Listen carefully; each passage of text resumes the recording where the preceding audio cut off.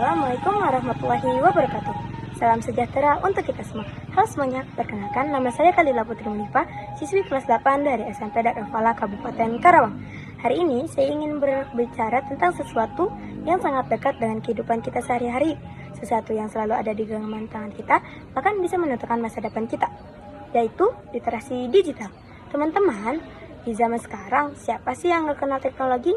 Setiap hari kita membuka ponsel, berselancar di internet, membuka media sosial, bahkan belajar lewat dunia maya.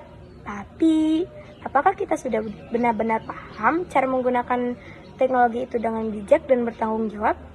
Disinilah peran literasi digital menjadi sangat penting. Nah, sebelum kita bahas lebih jauh, ada yang tahu gak apa sih yang dimaksud literasi digital?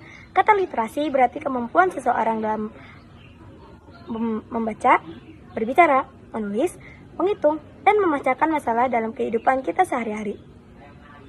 Sedangkan kata digital berasal dari dunia teknologi modern seperti komputer, internet, hingga smartphone.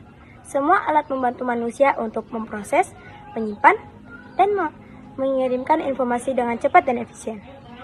Jadi, literasi digital adalah kemampuan seseorang dalam memahami, menggunakan, dan mengelola teknologi dengan bijak. Tidak sekadar tahu cara menggunakan HP atau laptop, tapi juga kita harus tahu bagaimana berpikir kritis, menyaring informasi, dan beretika di dunia maya. Teman-teman, di zaman sekarang, internet memang luar biasa. Kita bisa belajar apa saja, kapan saja, dan di mana saja. Informasi yang sulit dicari, kini bisa muncul hanya dengan satu kali klik saja. Namun, justru karena terlalu mudah, kita sering tidak sadar kalau tidak semua informasi di internet itu benar. Ada berita palsu atau sering disebut hoax, dan bisa juga menyesatkan banyak orang. Dengan literasi digital, kita bisa memeriksa sumber berita, membaca dengan kritis, dan tidak mudah percaya pada apa yang kita lihat di media sosial. Misalnya nih, kalau ada berita heboh di TikTok atau di Instagram, jangan langsung dibagikan. Coba kalian pikir dulu, apakah ini benar? Dari mana asal sumbernya? Sikap hati-hati seperti itu adalah bentuk nyata dari literasi digital. Selain itu, literasi digital juga membantu kita untuk melindungi diri di dunia maya, dan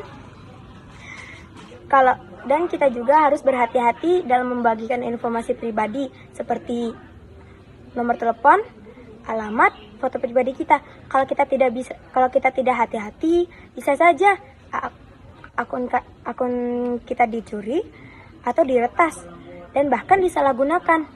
Kita juga harus berkomunikasi dengan etika.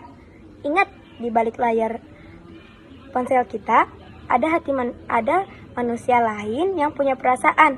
Jadi, jangan pernah menggunakan media sosial untuk membuli, menyindir, atau menyebarkan kebencian. Satu komentar jahat bisa menyakiti hati seseorang. Sebaliknya, satu kata baik bisa memberi semangat untuk banyak orang. Nah, kalau kita sudah bisa menggunakan teknologi, literasi digital juga bisa membuka peluang besar untuk belajar dan berkreasi. Contohnya nih, banyak generasi Gen Z seperti kita yang menggunakan teknologi untuk membuat konten kreatif di TikTok, Instagram, atau YouTube. Mereka tidak hanya membuat konten hiburan, tapi juga konten edukatif seperti tips belajar, eksperimen sains, atau motivasi remaja. Bahkan banyak pelajar sekarang bisa belajar lewat Google Classroom, YouTube Edu, atau situs AI pembelajaran. Dengan literasi digital, kita bisa belajar lebih luas dari apa yang ada di kelas. Kita juga bisa berinteraksi dengan teman dari berbagai daerah, bahkan dari luar negeri. Jarak memisahkan. Meskipun jarak memisahkan, teknologi membuat kita bisa saling mengenal dan berbagi ilmu. Teman-teman, literasi digital bukan sekedar kemampuan teknis. Ini adalah kecerdasan masa depan, kecerdasan berpikir kritis, bertindak etis, dan berkreasi dengan bertanggung jawab. Dengan literasi digital, kita bisa menjadi pengguna teknologi yang cerdas, dan kita juga bisa menggunakan untuk belajar, berkarya, dan berbuat baik, bukan untuk menyebarkan kebencian atau hoaks.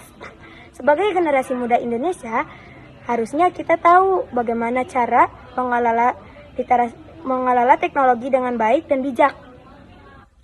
Ya, karena ini adalah kecerdasan masa depan, ada di tangan kita, dan sebagai masa depan yang berpikir kritis, kita juga harus menggunakan teknologi dengan bijak dan tidak boleh sembarangan.